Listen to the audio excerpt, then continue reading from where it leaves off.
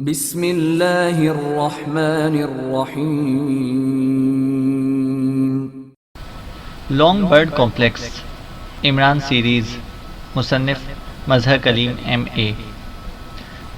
इमरान वापस आ रहा है। अचानक दरख्त पर चढ़े हुए तनवीर की आवाज़ सुनाई दी तो दरख्त के नीचे मौजूद सफदर, कैप्टन शकील और जूलिया तीनों बेख्तियार चौंक पड़े। जूलिया के सते हुए चेहरे पर इत्मीनान के तासुरात उभर आए थे। चंद लम्हों बाद तनवीर भी दरख्त से नीचे उतर आया। इसके गले में नाइट टेलीस्कोप मौजूद थी और फिर वो सब दरख्तों के इस झुंड से निकलकर बाहर आ गए।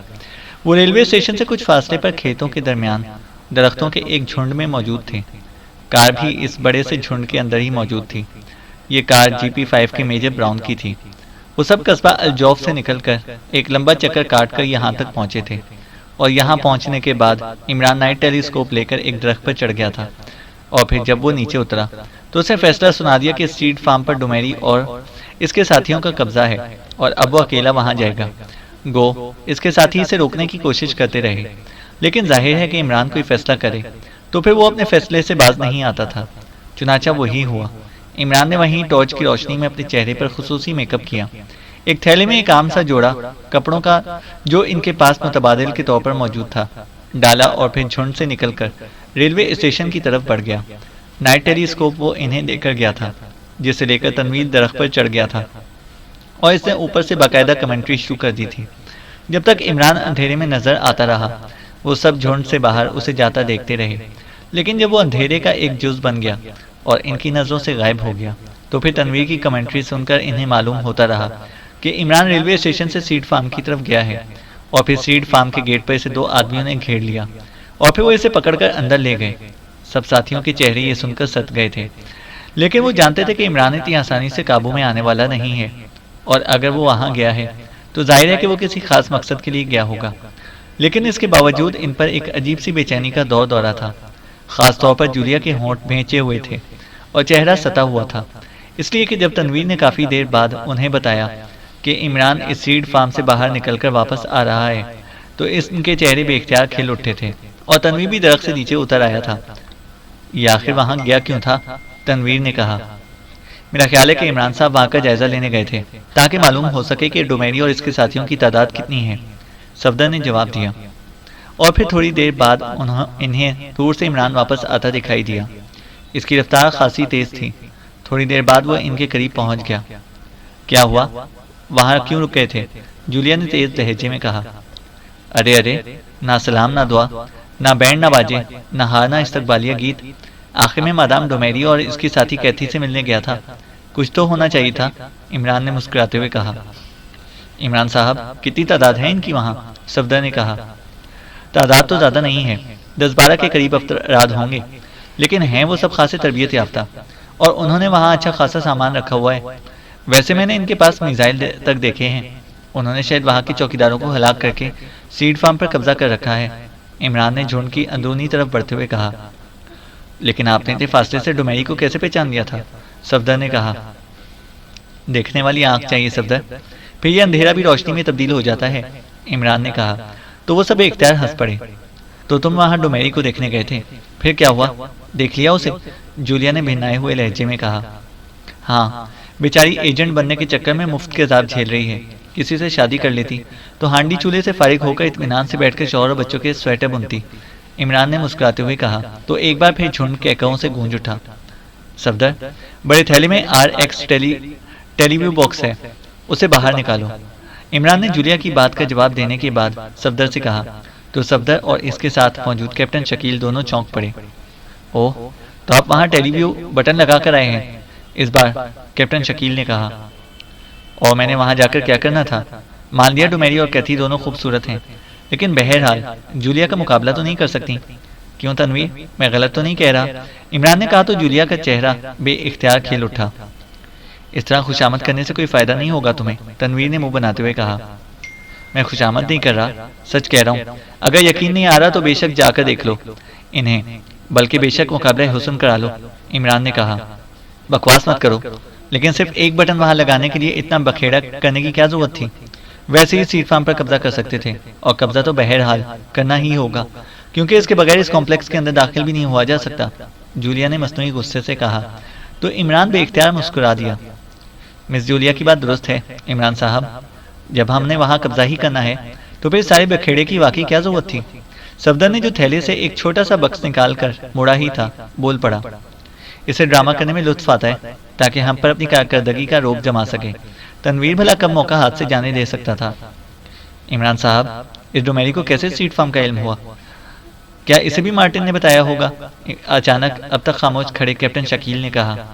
हो सकता है, बहरहाल डोमेरी की वहाँ मौजूदगी का मतलब है कि हमने कर्नल डेविड के साथ जो गेम खेली है वो नाकाम हो गई है, वरना डोमेरी यहाँ मौजूद ना होती। और इसलिए मैंने वहाँ टेलीव्यू बटन लगाया है ताकि ये मालूम कर सकूं कि क्या डोमेरी यहाँ सरकारी तौर पर आई है या इस अपने तौर पर यहाँ का खोज लगाकर कार्रवाई की है। इमरान ने सफदर के हाथ से बॉक्स लेते हुए कहा, और इसके साथ ही इसने बॉक्स को खोला और इसमें मौजूद एक छोटी सी कैमरा नुमा मशीन निकालकर इसे कार की छत पर रख दी और फिर इसे ऑपरेट करने में मसरूफ हो गया। इस बॉक्स के दरमियान में बटन की तरह गोल बनी हुई एक जगह एक झमाके से रोशन हो गई। इस पर एक कमरे का मंजर नजर आ रहा था। ये कमरा ऑफिस के से अंदाज में सजा हुआ था। इमरान ने बॉक्स के नीचे लगे हुए चंद बटन दबाए और गौर से इस मशीन को देखने लगा, लेकिन गोल स्क्रीन पर मंजर वैसे ही मौजूद था, इसमें कोई तब्दीली ना आई थी। वहां जाने के बाद तुम्हारे साथ क्या सलूक हुआ और उन्होंने तुम्हें वापस कैसे आने दिया? जूलिया ने कहा। मैं डोमेरी और इसके साथियों को देखकर ही समझ गया था कि लामहला उन्होंने वहां मौजूद चौकीदारों को हलाक कर दिया था, इसलिए मैंने वहां जाकर यही बताया कि मैं एक चौकीदार का भाई हूँ और इससे मिलने के लिए आया हूँ। डोमेरी ने अपनी तरफ से बड़े माहिराना अंदाज में इंक्वायरी की, लेकिन अब जाहिर है मैं जूलिया का साथी था, इसलिए इसके काबू में कैसे आ जाता। चुनाचे इसमें नाकामी के बाद इससे मेरा मेकअप चेक कराया, लेकिन मैं इसके लिए यहाँ तक तैयार हो गया था, इसलिए बेचारा मेकअप वॉशर मेरा क्या बिगाड़ सकता था। इसके बाद डोमेरी ने मेरी सादगी और मेरे देहातीपन पर रहम खाते हुए मुझे वापस आने की इजाज़त दे दी। इमरान ने मुस्कुराते हुए जवाब दिया, लेकिन आपको वहाँ टेलीव्यू बटन लगाने का मौका कैसे मिल गया? सफदर ने कहा। उन्होंने सीड फार्म से बाहरी में इकलाइयों में क्लिप हथकड़ी लगा दी थी और फिर इसी हालत में मुझे इस ऑफिस में डोमेरी और इसकी खूबसूरत साथी कैथी के सामने पेश किया गया था। जब मेरी वापसी का फैसला हो गया तो मैंने पानी पिलाने के लिए कहा। चुनाचा इसके साथी ड्यूक ने मेरे हाथ आज़ाद कर दिए और मुझे वहां छोड़कर खुद पानी लेने के लिए चला गया। नतीजा आप लोगों के सामने है, इमरान ने जवाब दिया और सब साथियों ने इस बात में सर हिला दिए। लेकिन इससे फ़ायदा क्या होगा? क्या हम यहाँ बैठे इस ऑफिस का मंजर देखते रहेंगे? क्या इससे कॉम्प्लेक्स का रास्ता सामने आ जाएगा? तनवीर ने मुंह बनाते हुए कहा। हाँ इमरान साहब, हमें बहरहाल वहाँ कब्जा तो करना होगा, सफदर ने कहा। हमारे कब्जे के बाद अगर कर्नल डेविड GP5 की फौज समेत इस पर चढ़ दौड़ा तो फिर हम कहाँ जाएंगे? इमरान ने मुस्कुराते हुए कहा। तो सब इख्तियार चौंक पड़े। तो आपका मतलब है कि अब कर्नल डेविड भी यहाँ पहुंचेगा? सफदर ने हैरान होते हुए कहा। इसलिए मुझे ये सब बिखेड़ा करना पड़ा है।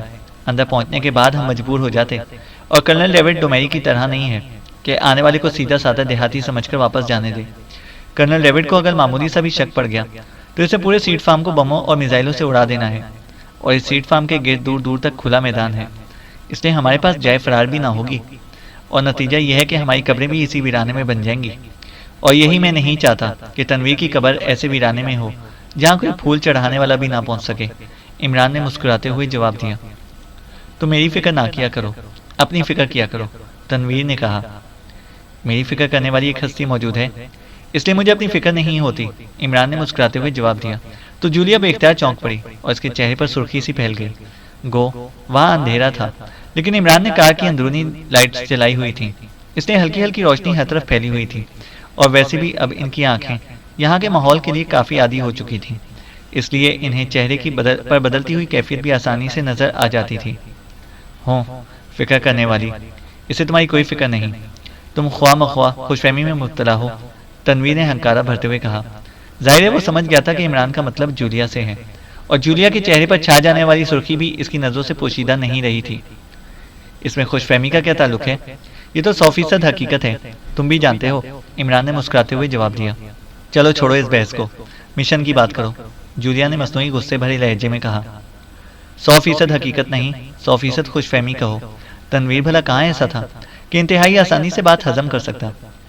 कमाल है, तुम रोज रोशन की तरह नजर आने वाली हकीकत को झुटला रहे हो। चलो सफदर से पूछ लेते हैं। क्यों सफदर, क्या माँ अपनी औलाद की फिक्र नहीं करती? क्या अम्मा भी मेरी फिक्र ना करती होंगी? इमरान ने कहा तो जूलिया का चेहरा यकलख्त बिगड़ सा गया और इसे मुंह दूसरी तरफ कर लिया, जबकि तनवीर के चेहरे पर हल्की सी मुस्कुराहट आ गई। ओह ओह, तुम अपनी माँ की बात कर रहे थे। आई एम सॉरी, वाकई वो हस्ती मौजूद हैं तुम्हारी फिक्र करने वाली। आई एम सॉरी, तनवीर ने अपनी आदत के मुताबिक फौरन ही माजरत करते हुए कहा, लेकिन इसके लहजे में हल्की सी मुस्तरत भी नुमाया थी। तो तुमने क्या समझा था? इमरान ने उसे चिढ़ाते हुए कहा। जाहिर है वो सारी सिचुएशन को समझ रहा था। इमरान साहब, आप कर्नल डेविड की बात कर रहे थे। क्या कर्नल डेविड को भी मालूम हो जाएगा कि सीड फार्म से कॉम्प्लेक्स का रास्ता जाता है? यकदम कैप्टन शकील बोल पड़ा और तनवीर ने इसकी तरफ बड़ी ममनून भरी नजरों से देखा, जैसे कह रहा हो कि इसने बात करके इसे एक मुश्किल सिचुएशन से निकाल लिया है। कर्नल डेविड को जैसे ही असल हकीकत का इल्म हुआ, वो लामहला पागलों की तरह हमारे पीछे कस्बा जौफ पहुंचेगा और वहां जाहिर है मार्टिन की लाश इसके सामने आ जाएगी। और कर्नल डेविड चाहे लाख जज्बाती सही, बहरहाल इतनी अकल इसमें भी मौजूद है कि वो मार्टिन की मौत का राज समझ जाएगा, क्योंकि इसे बहरहाल दूसरे मुलाजिमीन बता देंगे कि हम कर्नल डेविड और GP5 का नाम लेकर वहां कार्रवाई करते रहे हैं। इसलिए मेरा ख्याल है कि कर्नल डेविड बहरहाल यहाँ पहुंचेगा और मैं इस वक्त का इंतजार कर रहा हूँ कि यहाँ का ऊँट किस कवट बैठता है। इमरान ने कैप्टन शकील की बात का जवाब देते हुए कहा। फिर इसी तरह मुख्तलिफ बातों में ना जाने कितना वक्त गुजर गया कि अचानक दूर से उन्हें हल्की सी आवाज़ सुनाई दी। ऐसे लग रहा था जैसे कोई बोल रहा हो। आवाज़ नस्वानी ही लगती थी। इतनी दूर से आवाज़ यहाँ तक कैसे पहुँच रही है? तनवीर, ऊपर जाकर नाइट टेलीस्कोप से चेक करो, इमरान ने चौंक कर कहा। तो तनवीर सर हिलाता हुआ तेजी से दरख्त पर चढ़ता चला गया। चूंकि नाइट टेलीस्कोप अभी तक इसके गले में लटकी हुई थी, इसलिए इमरान ने इसे ही चेक करने के लिए कहा था। इस बार फिर वैसी ही आवाज़ सुनाई दी और फिर खामोशी छा गई। एक कार कस्बाल जौफ वाली सिमत से सीड फार्म की तरफ आ रही है, जबकि दूर से मजीद कारों की बत्तियां भी मध्यम सी नजर आ रही हैं। तनवीर की आवाज़ दरख्त की चोटी से सुनाई दी। इसका मतलब है कि मेरा ख्याल दुरुस्त साबित हुआ है। ये यकीनन कर्नल डेविड होगा, इमरान ने कहा और कार की छत पर रखे हुए बॉक्स की तरफ मुतवज्जा हो गया। और फिर चंद लम्हों बाद इमरान समेत बाकी साथियों ने जब इस बॉक्स की स्क्रीन पर डुमेरी और उसके साथियों और उसके साथ एक औरत को ऑफिस में दाखिल होते देखा तो वो सब चौंक पड़े। अब कर्नल डेविड को आप क्या कहेंगी? एक नुस्वानी आवाज़ बॉक्स से निकली। देखो, इसे आने दो, फिर देखते हैं कि क्या होता है, दूसरी आवाज़ सुनाई दी। ये डुमेरी की आवाज़ थी। तनवीर, नीचे आ जाओ, इमरान ने ऊंची आवाज़ में कहा और एक बार फिर स्क्रीन की तरफ मुतवज्जा हो गया। बाकी साथी भी खामोशी से स्क्रीन की तरफ ही देख रहे थे। चंद लम्हों बाद तनवीर नीचे आ गया। सीड फार्म की तरफ आने वाली कार GP5 की ही है, तनवीर ने कहा तो इमरान ने इस बात में सर हिला दिया। और फिर थोड़ी देर बाद कर्नल डेविड इसके ऑफिस में दाखिल हुआ। इसके चेहरे पर गुस्सा वाज़ेह तौर पर नजर आ रहा था। तुम यहाँ किस वक्त से हो डोमेरी? और तुमने मुझे और मेरे साथियों को रोकने की जरूरत कैसे की? क्या तुम नहीं जानती कि GP5 की इस मुल्क में क्या हैसियत है? कर्नल डेविड ने ऑफिस में दाखिल होते ही गुस्से से चीखते हुए कहा। इसकी आवाज़ बॉक्स से निकल रही थी। वो वाकई शदीद गुस्से में था। तशरीफ रखें कर्नल डेविड, और मुझे बताएं कि आप यहाँ क्या करने आए हैं? डोमेरी ने सपाट लहजे में कहा। यहाँ से कॉम्प्लेक्स का रास्ता जाता है और अब तुम्हें यहाँ देखकर मुझे मालूम हो गया कि यहाँ फायरिंग किसने की है। डॉक्टर हारंग ने कहा था कि इनके आलात ने बताया है कि ऊपर सीड फार्म में फायरिंग हुई है। इस वक्त मैं यही समझा था कि शायद इमरान और इसके साथियों ने यहाँ कब्जा किया है, क्योंकि इमरान डॉक्टर हारंग के मुलाजिम से बातें करता रहा है और वो वहाँ से फाइल भी ले गया है और मुलाजिम का ट्रांसमीटर भी। गो मैंने डॉक्टर हारंग से बात करके इसका इस ट्रांसमीटर के जरिए अंदर जाने का तो रास्ता बंद कर दिया है, लेकिन मुझे ये ख्याल तक ना आता था कि तुम यहाँ भी मौजूद होगी। और ये भी सुन लो कि अगर तुमने यहाँ चौकीदारों को हलाक किया है तो तुम्हें इसका खुमियाजा भी भुगतना पड़ेगा, कर्नल डेविड ने गुस्से से चीखते हुए कहा, जबकि इमरान इसकी बात सुनकर बेख्तियार मुस्कुरा दिया। कर्नल डेविड ने जिस बात में आकर इंतहाई अहम मालूमात इसे मुहैया कर दी थी, वाकई वो ट्रांसमीटर इसलिए साथ लाया था कि इस सीड फार्म पर कब्जा करने के बाद वो इस ट्रांसमीटर के जरिए किसी भी तरह डॉक्टर हारंग को बाहर आने पर मजबूर कर देगा और इस तरह वो कॉम्प्लेक्स में जाने और इसे तबाह करने की मनसूबाबंदी करेगा। लेकिन कर्नल डेविड ने यह कहकर कि इसने डॉक्टर हारंग से बात करके ट्रांसमीटर वाला रास्ता बंद कर दिया है, इसे बता दिया था कि इसकी ये प्लानिंग कामयाब नहीं हो सकती। वो समझ गया था कि कर्नल डेविड ने डॉक्टर हारंग को बता दिया होगा कि इमरान हर किस्म की आवाज़ और लहजे में बात कर सकता है और हो सकता है कि अब डॉक्टर हारंग ट्रांसमीटर या फोन कॉल का सिरे से जवाब ही ना दे। कर्नल डेविड, मेरी भी सरकारी हैसियत है। सदर मुमलिकत ने मुझे रेड अथॉरिटी का कार्ड जारी किया है। मैं चाहूँ तो अभी अपने हुक्म से तुम्हारी ये वर्दी उतरवा सकती हूँ, इसलिए मुझ पर रोक डालने की आइंदा कोशिश ना करना, डोमेरी ने इंतहाई सख्त लहजे में कहा। Red authority card? और तुम्हें मिला हुआ है? कहाँ है कार्ड? दिखाओ। कर्नल डेविड के लहजे में शदीद हैरत थी। वक्त आने पर दिखा दूंगी। अगर तुम्हें यकीन ना आ रहा हो तो सदर साहब से पूछ लेना। मैं यहाँ वैसे ही झक मारती नहीं फिर रही। सदर साहब ने मुझे कारमन से कॉल करके ये मिशन सौंपा है। डुमेई ने तेज लहजे में कहा। कर्नल साहब GP5 के सरबराह और इंतहाई मोअज़्ज़ज़ आदमी हैं। मेरा ख्याल है मादाम कि हमें आपस में लड़ने की बजाय एक दूसरे से खुलकर और मुकम्मल ताउन करना चाहिए, वरना वो इमरान हमारी लड़ाई से फ़ायदा उठा सकता है। इस बार कैथी ने बात करते हुए कहा। तुम कौन हो? कर्नल डेविड ने उससे मुखातिब होकर कहा। ये मेरी नंबर 2 है कैथी, मादाम डुमेई ने जवाब दिया। ओह अच्छा, खासी समझदार खातून है। बहरहाल पहले ये बताओ कि तुम्हें यहाँ का इल्म कैसे हुआ? कर्नल डेविड का लहजा इस बार नरम था और इसके साथ ही वो आगे बढ़कर एक कुर्सी पर बैठ गया। जिस तरह आपको इल्म हुआ? डुमेई ने भी कुर्सी पर बैठते हुए मुस्कुरा कर कहा। मुझे तो डॉक्टर हारंग ने खुद बताया है। मैंने सदर साहब को फ़ोन किया, सदर साहब ने डॉक्टर हारंग से बात की, फिर मुझे डॉक्टर हारंग का खुफिया फ़ोन नंबर बताया। मैंने डॉक्टर हारंग से बात की और डॉक्टर हारंग ने मुझे सीड फार्म के बारे में बताया और मैं यहाँ आ गया, कर्नल डेविड ने कहा। आपसे पहले मैं डॉक्टर हारंग की रिहाइशगाह पर रही थी। वहाँ से मुझे इस कॉम्प्लेक्स का एक नक्शा मिल गया। इससे मुझे इस सीड फार्म का पता चला और कर्नल डेविड मुझे ये भी इत्तला मिल गई थी कि आपने इमरान और इसके साथियों को हलाक कर दिया है। इसलिए मैं रिहाइशगाह छोड़कर वापस अपने हेडक्वार्टर चली गई। फिर मैंने सदर साहब को कॉल की तो वहाँ से पता चला कि आपके साथ गेम हो गई है और इमरान और इसके साथियों ने उल्टा आपके साथी मेजर ब्राउन और इसके ग्रुप का खात्मा कर दिया है। और मैं समझ गई कि अब आप सीधे डॉक्टर हारंग की रिहाइशगाह पर पहुँचेंगे, जबकि मुझे नक्शे की वजह से यहाँ का इल्म हो गया था। इसलिए मैं यहाँ पहुँच गई। यहाँ 4 चौकीदार थे, उन्होंने मज़ाहिमत की और मैंने उन्हें गोली मार दी। इसके बाद आप आ गए, डुमेई ने कहा। इसीलिए मैं कैथी, जो इन कुर्सियों पर बैठते ही ऑफिस से बाहर चली गई थी, वापस आ गई। इसके पीछे एक आदमी हाथ में ट्रे उठाए अंदर दाखिल हुआ। ट्रे में जूस के 3 डब्बे रखे हुए थे। इस आदमी ने एक एक डब्बा इन तीनों के सामने रख दिया। यहाँ ये जूस ही है, शराब नहीं है, वरना मैं कर्नल डेविड को वही पेश करती, कैथी ने मुस्कुरा कर कहा। मैं ड्यूटी के दौरान शराब नहीं पिया करता, कर्नल डेविड ने कहा।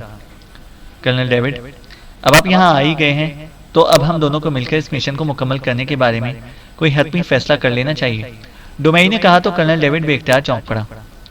किस मिशन की बात कर रही हो? कर्नल डेविड ने चौंक कर कहा। इस इमरान और इसके साथियों के खात्मे के मिशन की। और हमारा मिशन है क्या? डुमेई ने मुस्कुराते हुए जवाब दिया। तो तुम यहाँ इसलिए मौजूद हो कि इमरान अपने साथियों समेत यहाँ आएगा और तुम उसे हलाक कर दोगी, कर्नल डेविड ने कहा। जाहिर है इसे यहीं आना है, और वो कहाँ जाएगा? इसे बहरहाल इस सीड फार्म के बारे में मालूमात मिल चुकी होंगी, डुमेई ने कहा। अगर ऐसा है तो फिर इसे ये भी मालूम हो गया होगा कि तुम्हें वो नक्शा मिल गया है और तुम भी यहीं आओगी। इसलिए मेरा ख्याल है कि अब वो इधर का रुख नहीं करेगा, और वैसे भी वो यहाँ आकर कुछ नहीं कर सकता, क्योंकि डॉक्टर हारंग से मेरी बात हुई है। यहाँ से जो रास्ता था इसे मुकम्मल तौर पर सील्ड कर दिया गया है, और अब वो रास्ता इस वक्त तक नहीं खुलेगा जब तक इमरान और इसके साथी हलाक नहीं हो जाते, या जब तक लॉन्ग बर्ड मुकम्मल नहीं हो जाता। इसलिए अब यहाँ रहना ना रहना बराबर है। इमरान यहाँ आकर भी कुछ नहीं कर सकता, कर्नल डेविड ने जूस सिप करते हुए कहा। तो आपका मतलब है कि इस जगह को खाली छोड़ दिया जाए? आप भी तो सीधे यहीं आए हैं, डुमेई ने कहा। मैं सिर्फ चेक करने आया था, तुम बेशक यहाँ रहो, मुझे तुम्हारे यहाँ रहने पर कोई एतराज़ नहीं है। अलबत्ता मैं इस इमरान और इसके साथियों को ट्रेस करके खुद ही हलाक कर दूंगा, क्योंकि कर्नल डेविड अपना शिकार खुद मारने का आदी है, कर्नल डेविड ने जवाब देते हुए कहा। अगर इस जगह को खाली छोड़ दिया गया तो हो सकता है कि इमरान यहाँ आकर किसी साइंसी आले की मदद से रास्ता तलाश करके खोल ले, डुमेई ने कहा। नहीं, यहाँ अगर एटम बम भी मारा जाएगा तभी ये रास्ता ना जाहिर होगा और ना खुल सकता है। रास्ता खुलने की सिर्फ एक ही सूरत है कि अंदर से डॉक्टर हारंग इसे खोल दे, और डॉक्टर हारंग को मैंने तफसील से इमरान की सलाहियतों के बारे में ब्रीफ कर दिया है। अब तो सदर साहब ने भी इससे बात करने के लिए बाकायदा कोड तय कर लिया है, और मेरा भी इनसे कोड तय हो गया है। इसलिए अब डॉक्टर हारंग को किसी भी सूरत डॉज नहीं दिया जा सकता, कर्नल डेविड ने कहा। आपकी बात ठीक है, लेकिन मेरा ख्याल है कि इमरान बहरहाल यहाँ आएगा, वरना आप इसे पूरे इसराइल में कहाँ ढूंढते फिरेंगे, डुमेई ने कहा। अगर वो यहाँ ना आया तो फिर तुम्हारी कब्रें इसी सीड फार्म में ही बनेंगी, डुमेई। तुम्हारा अगर ख्याल है कि इमरान अहमकों की तरह अपने साथियों समेत मुंह उठाए यहाँ आ जाएगा और तुम इसे मार गिराओगी, तो फिर तुमसे ज़्यादा अहमक इस दुनिया में और कोई औरत पैदा ही नहीं हुई। वो यहाँ आने से पहले लामहला यहाँ के बारे में मालूमात हासिल करेगा, और अभी तो रात है, सुबह को लामहला यहाँ मजदूर और मुलाजिम आएंगे, और वो किसी भी रूप में, किसी मजदूर या मुलाजिम के रूप में या मुलाजिम के मिलने वाले के रूप में यहाँ आकर हालात का जायज़ा ले सकता है। वो ऐसा ही आदमी है, वो बहुत सोच समझ कर कदम उठाता है। अगर वो कर्नल डेविड को डॉज दे सकता है तो तुम तो बहरहाल इसके सामने किस खेत की मूली हो, कर्नल डेविड ने कहा। कर्नल डेविड, मैंने बहुत बर्दाश्त कर लिया है, आप आइंदा मुझसे बात करें तो इस किस्म का लहजा और इस किस्म के तौहीन आमेज अल्फाज ना बोला करें, डुमई ने इंतहाई खुश्क और सर्द लहजे में कहा। तो कर्नल डेविड के चेहरे के आसाब इमरान को साफ फड़कते हुए नजर आने लगे। वो जानता था कि कर्नल डेविड अब हत्थे से उखड़ जाएगा और फिर कुछ भी हो सकता है। वो कर्नल डेविड की फितरत को बहुत अच्छी तरह समझता था। मादाम, कहीं वो मासूम सा देहाती इमरान तो ना था? कर्नल डेविड के जवाब देने से पहले कैथी बोल पड़ी तो कर्नल डेविड बेइख्तियार उछल पड़ा। क्या क्या कह रही हो? कौन देहाती? किसकी बात कर रही हो? कर्नल डेविड ने इंतहाई हैरत भरे लहजे में कहा।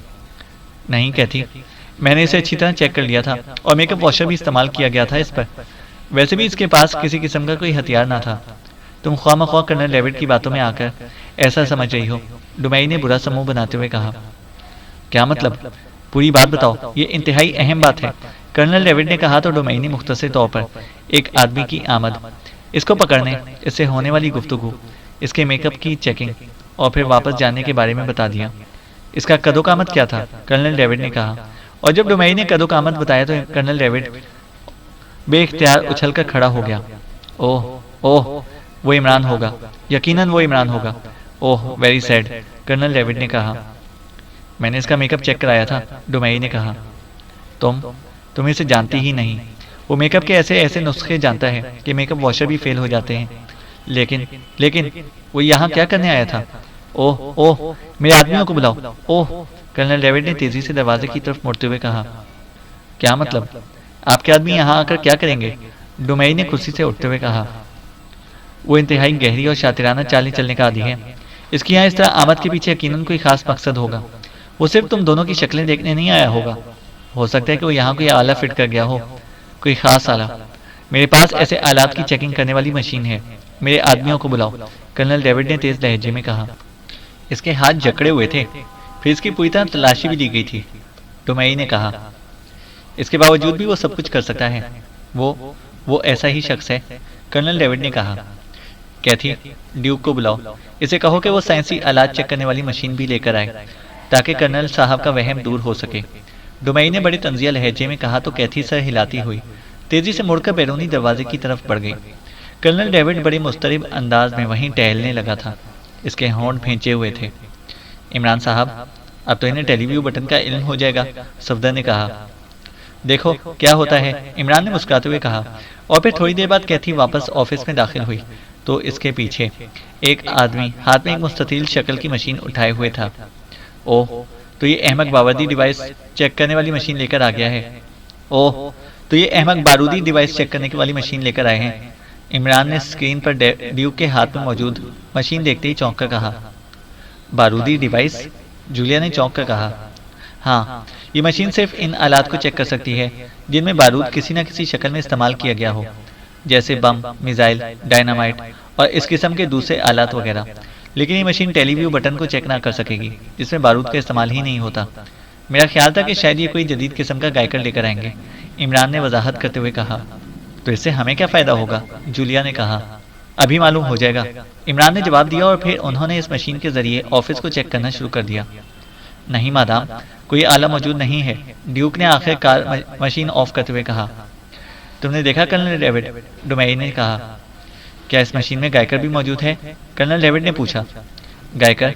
नहीं, ये तो बम, मिसाइल और डायनामाइट वगैरह चेक करने वाली मशीन है। गायकर से तो ये चीज़ें चेक नहीं हो सकती, डुमई ने कहा। तो तुम्हारा क्या ख्याल था, इमरान यहाँ डायनामाइट या बम फिट कर गया होगा? कर्नल डेविड ने तंजिया लहजे में कहा। तो और वो यहाँ क्या फिट करेगा? डुमई ने मुंह बनाते हुए कहा।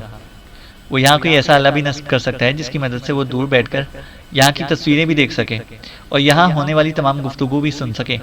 और ऐसा आला सिर्फ गायकर की मदद से ही चेक हो सकता है। गायकर लेकर आओ, कर्नल डेविड ने कहा। मैं ले आता हूँ मादाम, डुमई के बोलने से पहले ड्यूक ने कहा और मशीन उठाए बाहर चला गया। काश ये कर्नल डेविड इतना अक्लमंद ना होता, इमरान ने मुस्कुराते हुए कहा। इमरान साहब, आपकी इस सारी कार्रवाई का मकसद क्या था? क्या आप सीड फार्म खाली कराना चाहते थे? कैप्टन शकील ने कहा।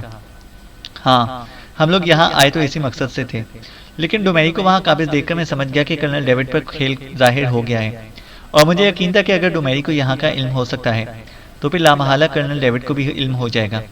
इसलिए मैं बाहर रुक गया और वहाँ जाने का मेरा मकसद भी यही था कि मैं वहाँ ये टेलीव्यू बटन लगा कर आऊँ, ताकि अगर कर्नल डेविड यहाँ पर आए तो भी, और अगर ना आए तो भी डुमई की यहाँ मौजूदगी की सही पोजीशन सामने आ जाए।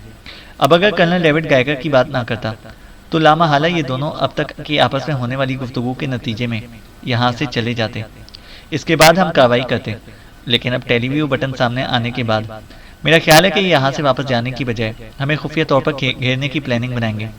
इस तरह अब हमारा सीड फार्म पर कब्जा नामुमकिन हो जाएगा, इमरान ने वजाहत करते हुए कहा। और सीड फार्म के बगैर हम इस कॉम्प्लेक्स में दाखिल नहीं हो सकते, सफदर ने कहा।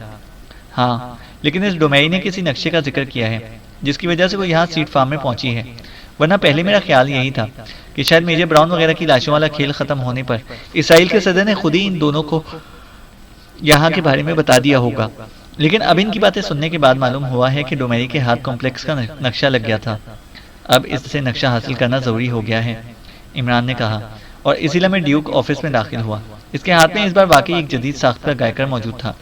इसने जैसे ही गायकर ऑन किया, गायकर से निकलने वाली तेज सीटी की आवाज़ सुनाई दी और इसके साथ ही डोमेई कैथी और खुद ड्यूक बेख्तियार उछल पड़ा। इन तीनों के चेहरों पर शदीद हैरत के तासुरात नुमाया हो गए थे, जबकि कर्नल डेविड के चेहरे पर तंजिया तासुरात उभर आए थे। ओह ओह, यहाँ तो आखिर टेलीव्यू बटन मौजूद है, डोमेई ने होठ चबाते हुए कहा। तुम इमरान के मुकाबले में अभी तुफले मकतब हो डोमेरी। अब तुम्हें यकीन आ गया है कि जिसे तुम आम सा देहाती और मासूम आदमी समझ रही थी और जिसकी कलाइयों में हथकड़ी थी और जिसका मेकअप तुमने मेकअप वॉशर से चेक किया था, वो खुद इमरान था, कर्नल डेविड ने कहा। ये तो वाकई में जिंदगी का सबसे तहय्युर खेज वाकया है, मुझे अब तक यकीन नहीं आ रहा, डोमेई ने कहा। इसलिए मैं ड्यूक ने एक सोफे की पुष्ट से टेलीव्यू बटन दस्तयाब कर लिया। दिखाओ मुझे, कर्नल डेविड ने कहा, और ड्यूक के हाथ से टेलीव्यू बटन झपट लिया। अब स्क्रीन पर धब्बे से नजर आ रहे थे। मेरा ख्याल है कि ये लॉन्ग रेंज का है, इसलिए इमरान दूर बैठा इत्मीनान से सारी कार्रवाई देख रहा और सुन रहा होगा, कर्नल डेविड ने कहा, और इसके साथ ही इस बटन को झुककर फर्श पर रखा और फिर पूरा बूट इस पर मारा, और जैसे ही इसका पैर बटन पर आया स्क्रीन तारीख हो गई और फिर बॉक्स पर जलने वाले मुख्तलिफ रंगों के कई बल्ब भी बुझ गए। इमरान ने एक तवील सांस लेते हुए बॉक्स का बटन ऑफ कर दिया। अब इंसानी टेलीव्यू काम आएगा, चलो तनवीर, ऊपर दरख्त पर, इमरान ने मुड़कर तनवीर की तरफ देखते हुए कहा, और तनवीर सर हिलाता हुआ तेजी से मुड़ा और फिर वाकई फुर्तीले बंदर की तरह दरख्त पर चढ़कर इनकी नज़रों से गायब हो गया। मेरा ख्याल है कि कर्नल डेविड अब हमें इर्द गिर्द के इलाके में तलाश करने की कोशिश करेगा, सफदर ने कहा। अब ये तनवीर बताएगा कि क्या होता है, इमरान ने कहा, और सफदर ने इस बात में सर हिला दिया। कर्नल डेविड वापस जा रहा है, ऊपर से तनवीर की आवाज़ सुनाई दी। डोमेरी और इसके साथियों को खास तौर पर चेक करो, हमने इनसे नक्शा हासिल करना है, इमरान ने ऊंची आवाज़ में कहा। मैं देख रहा हूँ, तनवीर ने जवाब दिया। वो सब अपनी कारों में सवार होकर जा रहे हैं। थोड़ी देर बाद तनवीर की आवाज़ सुनाई दी। चेक करते रहो कि क्या वो वाकई वापस जाते हैं या सिर्फ डॉज दे रहे हैं, और अगर वाकई वापस जा रहे हैं तो इनकी सिमत क्या है, इमरान ने कहा। वो उन्होंने कारें शुमाल की तरफ दरख्तों के एक झुंड में ले जाकर खड़ी कर दी हैं, और अब वो सब पैदल सीड फार्म की तरफ आ रहे हैं, लेकिन इनमें डोमेरी और कैथी नहीं है, तनवीर ने जवाब दिया। वापस कितने अफराद आ रहे हैं, इमरान ने पूछा। 8 अफराद हैं, तनवीर ने जवाब दिया। अब तुम्हारा काम शुरू हो रहा है जूलिया, तुम सफदर को साथ लेकर इस झुंड में जाओ और वहां से डोमेरी और कैथी को बेहोश करके लेकर आओ। मैं यहाँ रुकूंगा और B11 ट्रांसमीटर पर तनवीर की मदद से तुम्हें गाइड करता रहूंगा, इमरान ने मुड़कर जूलिया और सफदर से मुखातिब होकर कहा। तो जूलिया और सफदर दोनों ने इस बात में सर हिला दिया। वो सब सीड फार्म के अंदर दाखिल हो गए हैं, ऊपर से तनवीर की आवाज़ सुनाई दी। कैप्टन शकील, तुम अकेले सीड फार्म पर पहुंचो, इंतहाई एहतियात से जाना, इनके पास नाइट टेलीस्कोप भी हैं और वो लाजमन छत पर से चारों तरफ चेकिंग करेंगे, लेकिन तुमने वहाँ फायरिंग नहीं करनी, क्योंकि लामहला कर्नल डेविड इसी ताड़ में होगा। मैं इसकी फितरत को समझता हूँ, वो अब अपने साथियों समेत छुपकर इंतजार करेगा कि हम जैसे ही डोमेरी पर और इसके साथियों पर हमला करें, वो उकुब से हम पर हमला कर दे, इसलिए फायरिंग नहीं होगी। तुमने सीड फार्म के अंदर बेहोश कर देने वाली गैस के कैप्सूल फायर करने हैं और फिर अंदर दाखिल होकर वहाँ मौजूद सब अफराद का खात्मा कर देना है। इस तरह कर्नल डेविड को कुछ मालूम ना हो सकेगा। और तुम्हें बता दूं कि तुम यहाँ से चक्कर काटकर मशरिक की तरफ जाओगे। वहाँ से मैंने एक गहरे नाले को सीड फार्म के उकुब से गुजरकर आते हुए देखा है। इस नाले की दीवारों के साथ तुमने क्रॉलिंग करते हुए आगे बढ़ना है ताकि तुम इन पर जाहिर ना हो सको, इमरान ने कैप्टन शकील से मुखातिब होकर कहा। ओके, कैप्टन शकील ने जवाब दिया। इस दौरान सफदर और जूलिया मशीन गन कांधों पर लटकाकर अपने मिशन के लिए तैयार हो चुके थे। तनवीर, यहाँ से इस झुंड तक जाने का महफूज रास्ता बताओ जहाँ डोमेरी और कैथी मौजूद हैं, इमरान ने ऊंची आवाज़ में कहा। तो तनवीर ने जवाब में तफसील बतानी शुरू कर दी। इस तफसील के मुताबिक यहाँ से रेलवे स्टेशन और फिर वहाँ से काफ़ी आगे बढ़कर वो इस झुंड के उकुब में मौजूद खेतों से होते हुए इस झुंड के उकुब में पहुँच सकते थे। सुनो तनवीर, इस झुंड में डोमेरी और कैथी की मौजूदगी के साथ साथ तुमने सफदर और जूलिया को इस झुंड की तरफ बढ़ने से भी रोकना है, और साथ साथ मशरिक की तरफ से कैप्टन शकील को भी इस सीड फार्म के उकुब तक पहुंचने को मार्क करना है। पूरी तरह होशियार रहना। तुम्हारे पास B11 ट्रांसमीटर है। इमरान ने ऊंची आवाज़ में हिदायत देने के बाद इससे पूछा। हाँ, मेरी जेब में है, तनवीर ने जवाब दिया। ठीक है, तो फिर तुम खुद दोनों ग्रुप्स को आपस साथ साथ हिदायत और कौशन देते रहोगे, इमरान ने कहा। और आप? सफदर ने हैरान होकर पूछा। मैं कर्नल डेविड को चेक करने की कोशिश करूंगा। बहरहाल तुम लोग जाओ, हमारे पास वक्त बेहद कम है, लेकिन एहतियात फिर भी इंतहाई ज़रूरी है, इमरान ने मुस्कुराते हुए कहा। और सफदर और जूलिया तेज़ी से आगे बढ़ गए। इनके जाने के थोड़ी देर बाद कैप्टन शकील भी झुंड की दूसरी तरफ से बाहर निकल गया। तनवीर, मैं अब कार के ट्रांसमीटर से कर्नल डेविड को कॉल करने की कोशिश करूंगा। तुम कहीं मेरी बदली हुई आवाज़ सुनकर घबरा ना जाना, इमरान ने ऊंची आवाज़ में कहा। ठीक है, तनवीर ने जवाब दिया। तो इमरान ने कार की छत पर रखे हुए बॉक्स को उठाकर इसे वापस कार्टन में डाला और फिर कार का दरवाज़ा खोलकर इस कार्टन को ऊपरी सीट पर रखा और फिर डैशबोर्ड के नीचे लगे हुए ट्रांसमीटर फ्रीक्वेंसी एडजस्ट करनी शुरू कर दी। इसके जहन में GP5 के हेडक्वार्टर की मखसूस फ्रीक्वेंसी मौजूद थी, चुनाचे इसने इसे इस्तेमाल करने का फैसला किया था। Hello hello, military air headquarter calling, over, Imran ने लहजा बदल कर बात करते हुए कहा। यस, GP5 हेडक्वार्टर, ओवर, चंद लम्हों बाद ट्रांसमीटर से एक मर्दाना आवाज़ सुनाई दी। एयर कमांडर, GP5 के चीफ कर्नल डेविड से फौरी और अहम बात करना चाहते हैं, ओवर, इमरान ने कहा। कर्नल डेविड इस वक्त हेडक्वार्टर में मौजूद नहीं हैं, आप पैगाम नोट करा दें, ओवर, दूसरी तरफ से कहा गया। इनकी ज़ाती फ्रीक्वेंसी बताएं, इंतहाई अहम कौमी सलामती के सिलसिले में फौरी तौर पर बात करनी है। It is top emergency, over, Imran ने कहा। ओके, नोट करें, दूसरी तरफ से कहा गया और फिर फ्रीक्वेंसी बताकर इसने ओवर एंड ऑल कह दिया। Thank you, over and all, Imran ने मुस्कुराते हुए कहा और एक बार फिर वो ट्रांसमीटर पर फ्रीक्वेंसी एडजस्ट करने लगा। फ्रीक्वेंसी एडजस्ट करने के बाद इसने ट्रांसमीटर का बटन ऑन कर दिया। Hello hello, doctor Harang calling, over, Imran ने डॉक्टर हारंग की आवाज़ में बात करते हुए कहा। क्योंकि वो मार्टिन और डॉक्टर हारंग के दरमियान होने वाली ट्रांसमीटर पर गुफ्तगू सुन चुका था, इसलिए इसने इंतहाई आसानी से डॉक्टर हारंग की आवाज़ और लहजे की नकल कर ली थी। यस यस, मेरा मतलब है डेविड अटेंडिंग यू। आपने मेरी ज़ाती फ्रीक्वेंसी कैसे मालूम कर ली, डॉक्टर हारंग, ओवर, कर्नल डेविड की इंतहाई हैरत भरी आवाज़ सुनाई दी। लेकिन इमरान इसके कर्नल कहते हुए बौखला जाने पर चौंक पड़ा। मुझे सदर साहब ने बताई थी ताकि अहम मौके पर आपसे बात हो सके, ओवर, इमरान ने जवाब दिया। ओह अच्छा, ठीक है, फरमाइए कैसे कॉल की है, ओवर, कर्नल डेविड ने मुतमईन लहजे में जवाब दिया। और इमरान इसके इस इत्मीनान पर बेख्तियार मुस्कुरा दिया। क्योंकि वो कर्नल डेविड की फितरत और समझ बूझ से वाकिफ था, इसलिए इसने ये बात कही थी और कर्नल डेविड मुतमईन हो गया था। वरना कर्नल डेविड की जगह कोई और होता तो लामहला ये बात सुनकर चौंक पड़ता, क्योंकि सदर साहब का तो ये मनसब नहीं था कि वो ज़ाती फ्रीक्वेंसियाँ भी याद रखते फिरते। इन पाकिस्तानी एजेंटों का क्या हुआ, सीड फार्म में क्या पोजीशन है, ओवर, इमरान ने कहा। पाकिस्तानी एजेंटों को सीड फार्म के बारे में इल्म हो चुका है और वो इस पर कब्जा करने की कोशिश में है, लेकिन वहाँ एक और खुसूसी एजेंसी जिसकी सरबराह मादाम डोमेरी है काबिज है, और जैसे ही पाकिस्तानी वहाँ पहुँचेंगे वो इन्हें हलाक कर देगी, इसलिए आप बेफिक्र रहें, ओवर, कर्नल डेविड ने जवाब दिया। लेकिन सदर साहब ने तो आपकी बेहद तारीफ की थी और बताया था कि पूरे इसराइल में ना सिर्फ आप और आपकी एजेंसी GP5 ही इन पाकिस्तानी एजेंटों का मुकाबला कर सकती है, और आप किसी दूसरी एजेंसी की बात कर रहे हैं, ओवर, इमरान ने कहा। वो चौंके जानता था कि सदर कर्नल डेविड की हमेशा फेवर करते हैं, इसलिए इसने ये बात कर दी थी। जी, ये सदर साहब की मेहरबानी है कि वो मुझ पर बेहद मेहरबान हैं। वैसे आप बेफिक्र रहें, ये सारी गेम है और आखिरी बार इन पाकिस्तानी एजेंटों पर मैं ही करूँगा, ओवर, कर्नल डेविड ने जवाब दिया। इसकी आवाज़ और लहजे से ही मुसरत झलक रही थी। लेकिन कैसे, मुझे भी तो पता चले, ये इंतहाई अहम तरीन मामला है और मेरे जहन में इस बारे में खदशात मौजूद हैं, इसलिए इस अहम मरहले पर मुकम्मल यकसुई से काम नहीं कर पा रहा। अगर मेरे खदशात ख़त्म हो जाएं तो मैं यकसुई से काम कर सकूंगा, ओवर, इमरान ने कहा। आप बेफिक्र होकर काम करें, ओवर, कर्नल डेविड ने कहा। फिर भी पता तो चले कि आप और दूसरी एजेंसी क्या कर रही हैं। वो पाकिस्तानी एजेंट कहाँ हैं और वो क्या कर रहे हैं, ओवर, इमरान ने कहा। जनाब, वो शायद आज सुबह का सूरज ना देख सकेंगे। इस वक्त पोजीशन यह है कि दूसरी एजेंसी जिसकी इंचार्ज मादाम डोमेरी है, इसने सीड फार्म को घेर रखा है। पाकिस्तानी एजेंट जैसे ही वहाँ हमला करेंगे वो लोग उन्हें घेर लेंगे, जबकि मैं GP5 के ग्रुप के साथ एक तरफ छुपा हुआ हूँगा। जैसे ही पाकिस्तानी एजेंट सीड फार्म पर हमला करेंगे मैं इनके उकुप पर फायर खोल दूंगा। इस तरह वो दोनों तरफ से फंसकर लाजमन हलाक हो जाएंगे। आप कतन बेफिक्र रहें।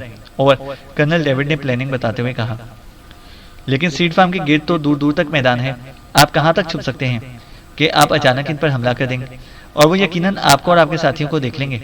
और इमरान ने कहा, यह आपके सोचने की बात नहीं है जनाब, आप अपना काम करें और हमें अपना काम करने दें। और कर्नल डेविड ने कदरे नाराज से लहजे में कहा, जाहिर है इमरान ने इसकी फील्ड की बात कर दी थी। ये तो इमरान अगर डॉक्टर हारंग की आवाज़ में ना बोल रहा होता तो शायद कर्नल डेविड इस वक्त गुस्से की शिद्दत से हलक के बल चीख कर बोल रहा होता। लेकिन जाहिर है डॉक्टर हारंग की बड़ी अहमियत थी। सॉरी कर्नल डेविड, मेरा ये मतलब नहीं था, मैं तो सिर्फ अपनी तसल्ली के लिए पूछना चाहता था। अगर आप नहीं बताएंगे तो फिर मुझे सदर साहब से कहना पड़ेगा कि वो आपसे पूछकर बताएं। और इमरान ने धमकी देते हुए कहा, अब मैं आपको क्या क्या बताऊं। ठीक है, आप बड़े साइंसदान हैं, लेकिन ये साइंसी मसाइल नहीं हैं। जब पाकिस्तानी एजेंट इस सीड फार्म पर हमला करेंगे तो जाहिर है इनकी दूसरी तरफ पुश्त होगी और फिर वो लड़ने में और सीड फार्म पर कब्जा करने में मसरूफ होंगे।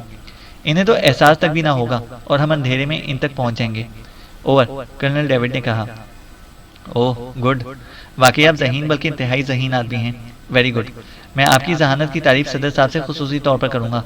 और इमरान ने कहा, बेहद शुक्रिया जनाब, आप वाकई मेहरबान हैं। और कर्नल डेविड ने इंतहाई मुसरत भरे लहजे में कहा, एक बात है कर्नल डेविड, आपको वाकई कर्नल कहते हुए रुक जाने में खासी हिचकिचाहट होती है। और इमरान ने कहा, असल बात यह कि सदर साहब ने अपने तौर पर कोड बना लिया है कि मैं जब आपसे बात करूं तो सिर्फ डेविड कहूं, कर्नल डेविड नहीं कहूंगा। लेकिन मेरी ज़बान पर तवील अरसे से कर्नल डेविड नाम चढ़ा हुआ है, इसलिए हर बार मुझे परेशान होना पड़ता है। और कर्नल डेविड ने कहा, तो फिर आप ऐसा करें कि मुझसे बराह रास्त कोई नया और आसान कोड तय कर लें जिसमें आपको परेशानी ना हो। और इमरान ने कहा, ओह हाँ, वाकई ऐसा हो सकता है, बात तो आप ही से होनी है। ठीक है, फिर मैं जब बात करूं तो हाई स्काई कहूंगा, आप जवाब में लॉन्ग बर्ड कह दें। और कर्नल डेविड ने कहा, आप मुझे पाबंद ना करें क्योंकि मैं तो बहरहाल यहाँ मौजूद हूँ, बात तो आपने करनी है। आप हाई स्काई कहेंगे तो मैं समझ जाऊंगा कि कर्नल डेविड बात कर रहे हैं। ठीक है, अब आपका पहले वाला कोड खत्म, अब ये कोड होगा। और इमरान ने कहा, आपकी बात दुरुस्त है, ऐसा ठीक है। और कर्नल डेविड ने कहा तो इमरान ने ओवर एंड ऑल कहकर ट्रांसमीटर ऑफ कर दिया। इसके लबों पर तेज मुस्कुराहट तैर रही थी। इसने वाकई कर्नल डेविड का रास्ता रोक दिया था। अब कर्नल डेविड जब भी डॉक्टर हारंग से बात करेगा तो लामहला वो हाई स्काई कहेगा, जबकि डॉक्टर हारंग को इस कोड का इल्म ही ना होगा और डॉक्टर हारंग बात ही ना करेगा। इसके साथ साथ इमरान को यह भी मालूम हो गया था कि डॉक्टर हारंग के साथ कर्नल डेविड का क्या कोड तय हुआ है।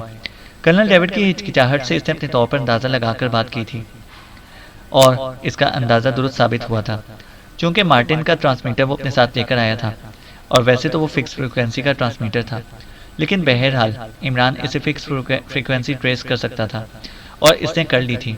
अब चूंकि इसे कोड का भी इल्म हो गया था, इसलिए अब वो सीड फार्म पर कब्जा करने के बाद कर्नल डेविड की आवाज़ में डॉक्टर हारंग से बात करके मिशन की तकमील के लिए कोई रास्ता निकालेगा। चुनाचा वो कार से बाहर आ गया। तनवीर, क्या पोजीशन है? इमरान ने ऊंची आवाज़ में कहा। जूलिया और सफदर डोमेरी और कैथी को उठाए वापस आ रहे हैं, जबकि कैप्टन शकील अभी सीड फार्म की तरफ बढ़ रहा है। मैं इसे चेक कर रहा हूँ, तनवीर ने जवाब दिया। कैप्टन शकील सबसे ज़्यादा खतरे में है, इसलिए ख्याल रखना, अगर कोई खतरे वाली बात हो तो फ़ौरन बताना, इमरान ने कहा। मैं समझता हूँ, तनवीर ने जवाब दिया और इमरान ने इस बात में सर हिला दिया। वैसे भी कर्नल डेविड से बात करने के बाद अब इसे इन दोनों की तरफ से इतनी फिक्र ना रही थी जितनी वो पहले महसूस कर रहा था, क्योंकि पहले इसे मालूम ना था कि कर्नल डेविड कहाँ है और इसने क्या प्लान बना रखा है। लेकिन अब वो मुतमईन था कि कर्नल डेविड के जहन में ये बात है कि पाकिस्तानी एजेंट खुलेआम हमला करेंगे। इस तरह इसे मालूम हो जाएगा। और फिर थोड़ी देर बाद झुंड में जूलिया दाखिल हुई। इसके कंधे पर एक औरत लदी हुई थी, इसके पीछे सफदर मौजूद था, इसने भी कंधे पर एक औरत को लाद रखा था। माशाल्लाह, इसे कहते होंगे डबल खातून, जैसे डबल बस होती है। इमरान ने जूलिया की तरफ देखते हुए कहा तो जूलिया बेइख्तियार हंस पड़ी। इसे कंधे पर लदी हुई औरत को नीचे घास पर लिटा दिया। इसके पीछे सफदर ने भी ऐसा ही किया। तुम थकी हुई नजर नहीं आ रही हो, इमरान ने हैरत से जूलिया की तरफ देखते हुए कहा। सफदर ने हिम्मत की है, इसने दोनों को उठाए रखा है, ये तो यहाँ करीब आकर मैंने इससे ज़बरदस्ती ये बोझ ले लिया था, जूलिया ने मुस्कुराते हुए कहा। मर्दों के लिए बोझ नहीं होता, इसलिए दोनों क्या 4 तक की इजाज़त है, इमरान ने मुस्कुराते हुए कहा तो सफदर बेख्तियार हंस पड़ा। तुम हर एक को अपने जैसा ही समझते हो, तुम्हारे दिमाग में तो कीड़े भरे हुए हैं, जूलिया ने फुंकारते हुए लहजे में कहा। इमरान साहब, कैप्टन शकील के बारे में क्या रिपोर्ट है?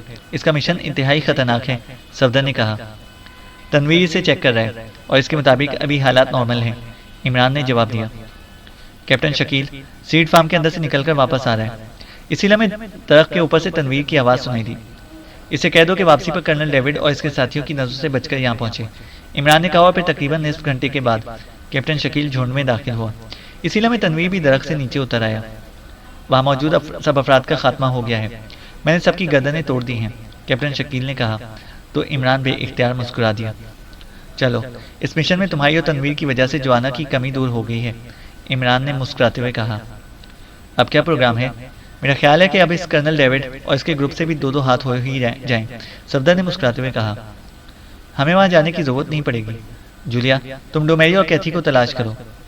तुम डोमेरी और कैथी की तलाशी लो, मुझे कॉम्प्लेक्स का नक्शा चाहिए और वो यकीनन इनके पास होगा, इमरान ने कहा।